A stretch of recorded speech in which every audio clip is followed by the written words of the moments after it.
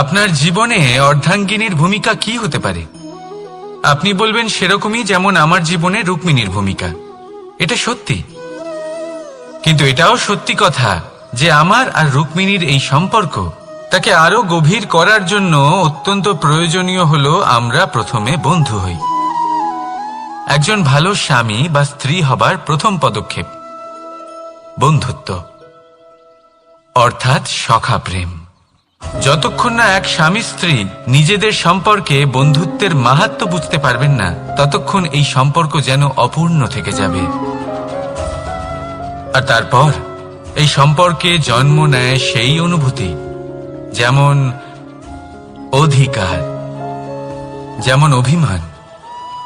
এই দুই ভাবনা যা এই সম্পর্ক ভাঙার প্রথম পদক্ষেপ হয়ে থাকে। সেই জন্য নিজের দাম্পত্য জীবনে অধিকার ফলানোর আগে নিজেকে জিজ্ঞাসা করুন, আপনি কি আপনার জীবনসঙ্গীর সব থেকে ভালো সখা হতে পেরেছেন? সম্পর্ক আরো উন্নত হবে। রাধা রাধা। বিবাহ। একজন নারীর জীবনে বিবাহের গুরুত্ব কতটা? আসুন আমরা কথা বলি রুক্মিণীকে নিয়ে। একজন নারী যিনি পবিত্র মানসিকতা নিয়ে কাউকে ভালোবেসেছেন, তাকে বিয়ে করতে চেয়েছেন। এবার বিয়ে মানে কাউকে পাওয়া, মানে কারোর হাত ধরে আগামী সমস্ত জীবন তার সাথে কাটিয়ে দেওয়া। এবার আমার হাত ধরে রুক্মিণী বিয়ের সুখ তো নিশ্চয়ই পেয়েছে, কিন্তু ওর এই প্রেমের যাত্রা এর অন্ত হলো না, বরং তা শুরু হলো। এবার রুক্মিণীর জীবনে সেই অধ্যায় শুরু হয়ে গেছে যেখানে ওকে সেই মানুষকে বুঝতে হবে যার হাত ধরে সমস্ত জীবন অতিবাহিত করার সিদ্ধান্ত নিয়েছে সে। এবার এরকম একটা সময় প্রত্যেকের জীবনে এসে থাকে। প্রত্যেকের মানে আপনারও। আপনার জীবনেও এমন এক সময় আসবে, তার জন্য তৈরি থাকুন। নিজের মনে যা যা বিকার আছে তা কোথাও ত্যাগ করে আসুন, আর পরিশুদ্ধ ভালোবাসা দিয়ে, পবিত্র মন দিয়ে নিজের জীবন সাথীকে বোঝার চেষ্টা করুন, কোনো আশা না রেখে। যদি এরকম করতে পারেন তবেই কঠিন পরীক্ষায় উত্তীর্ণ হবেন, নয়তো নয়। রাধা রাধা। অনেকে আমাকে অনেকবার জিজ্ঞেস করেছেন যে কানাই, রুক্মিণী হলো তোমার অর্ধাঙ্গিনী, তাহলে কেন ওর এই যাত্রা এত কঠিন হলো? কেন তোমার এই অগাধ অখণ্ড ভালোবাসা পাওয়ার জন্য ওকে এত কঠিন পরীক্ষার সম্মুখীন হতে হলো? আসুন আমি আপনাকে একটা কথা বোঝাই। অগাধ অখণ্ড ভালোবাসার এই পথ তা তো কঠিনই হবে। এবার এরকমই এক যাত্রা করতে হয়েছে রুক্মিণীকে, পরিশুদ্ধ ভালোবাসা বুঝতে পারার যাত্রা। এমন ভালোবাসা যা কিনা ক্রোধ, ভয়, মোহ, অধিকার, অহংকার, হিংসা এই সমস্ত বিকারের ঊর্ধ্বে। এবার এই যাত্রায় ওকে সাহায্য করবে রাধা। আর শুধু তাই নয়, আমি আপনাকে বলি, সংসারের প্রত্যেক নারী এই যাত্রা করে থাকেন। এবার যে নারী এই যাত্রার শেষ পর্যন্ত পৌঁছতে পারেন, তিনি এক উচ্চ স্তরে পৌঁছে যেতে পারেন, যেখানে তাকে বলা হয় অর্ধাঙ্গিনী। রাধা রাধা। সমস্যা। এবারে বলুন, সমস্যা কার জীবনে নেই? প্রত্যেকের জীবনে সমস্যা থাকেই। হ্যাঁ ঠিক আছে, জীবন আছে যখন, তখন সময়ের সাথে সমস্যাও আসবে, কিন্তু প্রত্যেক সমস্যাই কি সময়ই নিয়ে আসে? না, আপনি সমস্ত সমস্যার দায় সময়কে দিতে পারেন না। বেশিরভাগ সমস্যা তো এমন হয়ে থাকে যাদের আমরা নিজেরাই ডেকে আনি। হে সমস্যা, এসো, আমি তোমার জন্য অপেক্ষা করছি। কিভাবে? এবার এটা নির্ভর করছে আপনার হ্যাঁ বা না এর ওপরে। বেশিরভাগ সমস্যাই এই জন্য আসে যেহেতু আমরা বারবার হ্যাঁ বলতে থাকি, আর বেশিরভাগ সমস্যা এই জন্যই আসে যেহেতু আমরা সঠিক সময় না বলতে পারি না। সেই জন্য না ভেবেচিন্তে কোনো কথা বা কোনো প্রস্তাবে সমর্থন করলে তা আপনাকে খুব বড় বিপদে ফেলে দিতে পারে। সেইখানেই কখনো না না বলতে পারা তা আপনাকে তার থেকেও বড় বিপদে ফেলে দিতে পারে। তাই মনে রাখবেন, এই অত্যন্ত জরুরি শিক্ষা। সব সময় খুব ভেবে চিন্তেই হ্যাঁ বলবেন আর দৃঢ়তার সাথে না বলবেন। আর বিশ্বাস করুন, আপনার জীবন অত্যন্ত সুখময় হয়ে যাবে। তাহলে আসুন আমার সাথে ভালোবেসে বলুন, রাধা রাধা। সাফল্য, সাফল্য এই পৃথিবীতে কে না পেতে চান? প্রত্যেক মানুষ চান যেন সাফল্য নিজে এসে তার কাছে ধরা দেয়। এবার সাফল্য তাদের কাছে এসে ধরা দেয় যারা নিজের পা ধরাতলে রেখে চলেন, যারা স্বপ্নের জগতে বিচরণ না করে বাস্তবের মাটিতে পা রেখে চলেন এবং তাও দৃঢ়তার সাথে। সাফল্য তারা পান না যারা বাড়িতে বসে বসে শুধু স্বপ্ন দেখেন। সাফল্য নিজে থেকে তাদের কাছেই আসে যারা নিরন্তর চেষ্টা করেন, যারা পরিশ্রম করেন আর নিজের এই জীবনকে অন্যের কাছে সফল করে দেখান। তাহলে সিদ্ধান্ত হলো আপনার।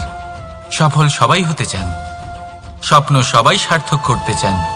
স্বপ্ন তখনই সার্থক হয় যখন পরিশ্রম করবেন, আর সাফল্য তখনই আপনার সাথে থাকবে যতক্ষণ আপনি বিনম্র থাকবেন। তাহলে আসুন আমার সাথে ভালোবেসে বলুন, রাধা রাধা। এই পুষ্প দেখতে পাচ্ছেন আপনি? কি সুন্দর এই পুষ্প। সবাই চায় এরকম কোনো এক পুষ্প সে নিজের করে নেবে, নিজের কাছে রাখবে। এবার ভাবুন, এই পুষ্প যে সম্মান পায় তা কিসের জন্য পায়? শুধু কি তাকে সুন্দর দেখতে বলে? আসুন আপনাকে একটা কথা বোঝাই। এই ফুল যখন গাছে থাকে তখন এই রূপ আমাদের আকর্ষণ করে। এই ফুল দিয়ে যদি আপনি মালা বানান, কোনো মূর্তিতে দেন, তাহলে তা সম্মানের নিদর্শন হয়। এবার এই ফুলই যদি আপনি বিছানাতে ছড়িয়ে দেন, তাহলে সেই দৃশ্য দেখে সেই সুবাসে আপনার মন পুলকিত হয়ে ওঠে। কিন্তু ভাবুন, এই পুষ্পই যদি আপনি চিতায় সাজান, তাহলে এই পুষ্পকে আর কেউ সম্মান করে না। একই রকম কথা, সেই একই পুষ্প এক পরিস্থিতিতে সম্মান পাচ্ছে, এক পরিস্থিতিতে নয়। কেন? কারণ এতেই লুকিয়ে রয়েছে একটা গুরুত্বপূর্ণ শিক্ষা। এর সারমর্ম হলো এটাই যে এই সম্মান ব্যক্তি বা বস্তুকে করা হয় না, সম্মান করা হয় সময় এবং পরিস্থিতিকে। এবার এই যে সময়, তা কখনোই আমাদের বশে থাকে না। আমাদের বশে থাকে পরিস্থিতি। আমাদের পরিস্থিতি কেমন হবে তার সিদ্ধান্ত স্বয়ং আমরাই নিই। আর যেরকম আমাদের পরিস্থিতি হবে সেরকমই আমাদের সম্মান করা হবে। তাহলে আসুন আমার সাথে ভালোবেসে বলুন, রাধা রাধা। আপনি কখনো কোনো ঝর্ণার ধারে বসে থাকুন আর সেই ধ্বনি শুনতে থাকুন। আহা হা হা, সেই ধ্বনি মনকে শান্ত করে দেয়, আমাদের মধ্যে এক আনন্দের সঞ্চার করে। একেই আমি বলি নৈসর্গিক সঙ্গীত। কখনো ভেবে দেখেছেন এই সঙ্গীত উৎপন্ন করার জন্য জলকে কত পরিশ্রম করতে হয়, কি না করতে হয়? ভেবে দেখুন, সেই জল কোথা কোথা থেকে পড়েছে, কত কত পাথরের সাথে ধাক্কা খেয়েছে, কত তীক্ষ্ণ পাথরের সাথে সম্মুখীন হয়েছে, তাকে কিভাবে পার করেছে, নিজের শরীরের সাথে লেগে থাকা সেই পাথরের সাথে কিভাবে সংঘর্ষ করেছে, কিভাবে সামনে এগিয়েছে। ভাবুন, এই সব কিছু হওয়ার পরেই সেই সঙ্গীত উৎপন্ন হয়েছে। এই ঝর্ণার এই মধুর সঙ্গীত কখনো আপনার কান পর্যন্ত পৌঁছতই না যদি সেই জলের বিরোধিতা করার জন্য সেই পাথর না থাকত। এর সারমর্ম কি হতে পারে? সারমর্ম হলো একটাই, এই সব বাধার সম্মুখীন হন, এদের থেকে দূরে পালাবেন না। কারণ এই বাধা হলো নৈসর্গিক।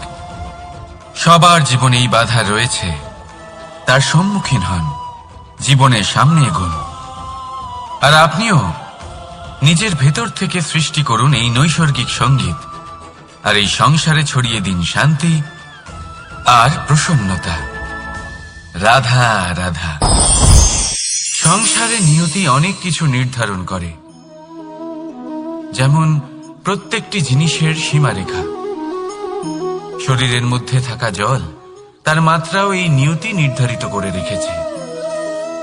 কি করে? দেখুন, যদি সঠিক সময়ে আপনি পরিশ্রম করে নিজের ঘাম না ঝরান, তাহলে কিছু সময় পরে আপনার চোখের জল অবশ্যই ঝরবে। কারণ সবকিছু যদি ভাগ্যের জোরে পেয়ে যাওয়া যায়, তাকে কর্মের দ্বারা সামলে রাখতে হয়। যদি পরিশ্রম করতে থাকেন, তাহলে যা পেয়েছেন তা সামলে রাখতে পারবেন, আর যা যা আপনি পেতে চান তা অবশ্যই পাবেন।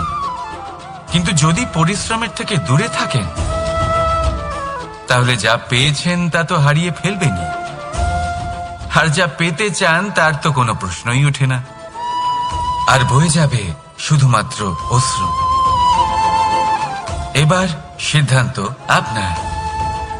কি ঝরাতে চাইবেন আপনি? ঘাম নাকি অশ্রু? রাধা রাধা। এই জীবনে মানুষ শুধু তিনটি জিনিসের পেছনে ছোটে: ছায়া অর্থাৎ সঙ্গী সম্মান, কায়া অর্থাৎ সুন্দর বলিষ্ঠ শরীর, আর তৃতীয় হল মায়া অর্থাৎ ঐশ্বর্য। এবার অবাক করার মতো বিষয় হল, সময় এলে পরে এই তিনটি বস্তুই সবার আগে আপনাকে ত্যাগ করে। অন্ধকারে ছায়া আপনাকে ত্যাগ করে, বার্ধক্যে কায়া আপনাকে ত্যাগ করে, আর অন্তিম সময়ে মায়াও আপনাকে ত্যাগ করে। এগুলো কিছুই কাজে আসে না যার পেছনে আপনি সারা জীবন দৌড়েই যাচ্ছিলেন। যদি কিছু কাজে লাগে, তা হলো আপনার প্রেমপূর্ণ ব্যবহার যা আপনি সংসারকে দিয়েছেন। এ হলো সেই প্রেম যা অন্ধকারে প্রদীপ হয়ে আপনাকে আলো দেবে। এ হলো সেই প্রেম যা বার্ধক্যে হাত রূপে আপনাকে শক্তি দেবে, সহায়তা করবে। আর যখন আপনার কাছে অর্থ থাকবে না, তখন এই প্রেমই আপনাকে সামর্থ্য যোগাবে।